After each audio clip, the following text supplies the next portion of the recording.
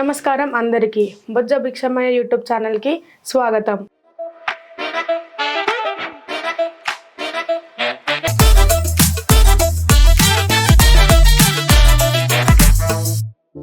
నేను మీ భవాని. మరో ప్రశ్న, దీర్ఘకాలిక లక్ష్యాలను మరియు స్వల్పకాలిక లక్ష్యాలను ఎలా ఎంచుకోవాలి మరియు వారు సాధించడానికి కెరియర్ లో ఏ మార్గాలు సహాయపడతాయి? స్వల్పకాలిక లక్ష్యాలు, దీర్ఘకాలిక లక్ష్యాలు ఎలా ఎంచుకోవాలి, అవి ఒక క్యారియర్ లో సాధించబడటానికి ఒక కెరీర్ లో ఎలా ఉపయోగపడతాయి అనేది మీ ప్రశ్న. అసలు ఫస్ట్ లక్ష్యం అంటే ఏంటి? గోల్, ఎయిమ్, విజన్ ఎవరు ఏర్పాటు చేసుకోవాలి?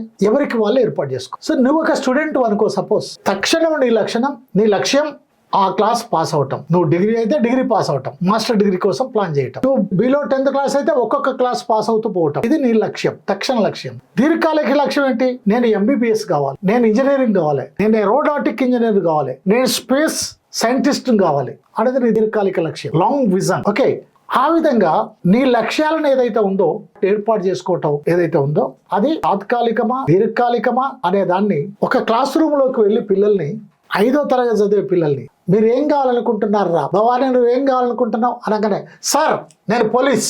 విన్నావు కదా, పిల్లలు చిన్నపిల్లలు ఏమంటారు? సార్ నేను కలెక్టర్, సార్ నేను మంత్రిని, సార్ నేను సోల్జర్ని. అంటే అతని మనసులో ఆ ముద్రలు పడ్డాయి, ఆయా బాధ్యతలు ఆయా పాత్రల యొక్క ముద్రలు పడ్డాయి. అతను అనుకుంటాడు.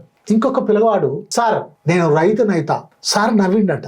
అదేంట్రా, అందరూ కలెక్టర్లు, యాక్టర్లు, ఎస్పీలు, లెక్చరర్స్, ప్రొఫెసర్స్, డాక్టర్లు అవుతారంటే నువ్వేమో రైతునైతానంటున్నావు. ఆ పిల్లగాడు మాట్లాడిన తర్వాత వాళ్ళందరూ అవాక్కయ్యారు. ఏంటి సార్, వాళ్ళందరూ అవన్నీ అవుతారు, వాళ్ళకి భూయోడు పెడతాడు సార్ అన్నట్ట. వాళ్ళందరూ అవుతారు సార్, వాళ్ళ భూయోడు పెట్టాలి, వాళ్ళంతా నా క్లాస్మేట్స్ కాబట్టి వాళ్ళకి నేను భూమి పెడితేనే వాళ్ళు కలెక్టర్లు అవుతారు, యాక్టర్లు అవుతారు, డాక్టర్లు అవుతాడు, ఇంజనీర్ అవుతాడు, ఇంకేమన్నా అవుతాడు. కాబట్టి రైతులు ఏంది ఎవరు లేరు సార్ అన్నాడట. అందుకని మీరు రైతును తక్కువ అంచనా వేయకండి అని ఆ విద్యార్థి చెప్పిండట. సో లక్ష్యాన్ని ఎలా ఏర్పాటు చేసుకోవాలి అన్నప్పుడు ఆయా వ్యక్తుల యొక్క భవిష్యత్తును, ఇది కెరీర్ అంటే తన జీవిత అభివృద్ధి ఏ విధంగా చేసుకోవాలని అనుకుంటాడో దాన్ని దృష్టిలో పెట్టుకొని, తను ఏం కావాలనుకుంటాడో దాన్ని దృష్టిలో పెట్టుకొని ఇప్పటి నుంచే దానికి మెట్లు కట్టుకుంటూ పోవాలి. ఆ విధంగా అక్కడ దాకా చేరే విధంగా పోవాలి. అయితే వీటిని చేసుకున్నాడు, మరి ఏ విధంగా వీటిని అనుసంధానించాలి? తాత్కాలిక దీర్ఘకాలిక లక్ష్యాలు ఏర్పాటు చేసుకున్నావు.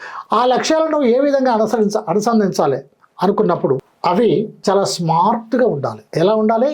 స్మార్ట్గా ఉండాలి. నీ లక్ష్యాలు చాలా స్మార్ట్గా ఉండాలి. స్మార్ట్ అంటే ఏంటి?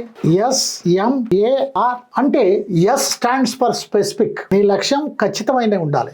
M stands for measurable. నీ లక్ష్యం కొలవదగినదై ఉండాలి. నిన్నటికి ఇయాటికి రేపటికి 10 రోజులకు, 1 yearకు, 10 సంవత్సరాలకు అటే పోతున్నావా, వెనుకకు పోతున్నావా, ఏమైతుంది? నీ లక్ష్యం అచీవబుల్, సాధించగలిగేదై ఉండాలి. నువ్వు సాధించగలిగే లక్ష్యాలను ఏర్పాటు చేసుకో. తర్వాత R, నీ లక్ష్యం రియలిస్టిక్ గా ఉండాలి. ఊహలో ఉండొద్దు. రాత్రి నిద్రపోయి కళ్ళు కానొద్దు, నేను సైంటిస్ట్ అయితా, నేను డాక్టర్ అయితా అని. అది వాస్తవ రూపం దాల్చే విధంగా ఉండాలి. ఇవన్నీ ఉన్నా SMAR, ఇవన్నీ ఉన్నా T ఉండలేకపోతే ఇవన్నీ వేస్ట్. ఏంటా T?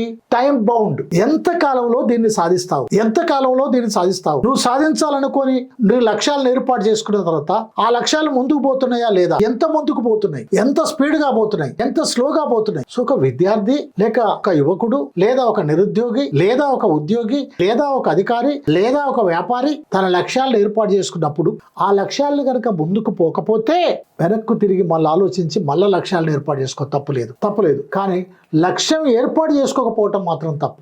లక్ష్యం ఎంచుకోకపోవటం మాత్రం తప్పు. లక్ష్యాన్ని మార్చుకోకుండా, దాన్ని అమలు చేయకుండా ముందుకు పోయి మార్చుకోకుంటుంటే కెరియర్ ముందుకు పోదు. సో అది దీర్ఘకాలిక మరి తాత్కాలిక లక్ష్యాలను ఏర్పాటు చేసుకోవటం అంటే ఏంటి, దాన్ని ఎట్లా చూస్తూనే ఉండండి Bojja Bhikshamayya YouTube channel. Like, share and subscribe to your family, friends and others. Thank you.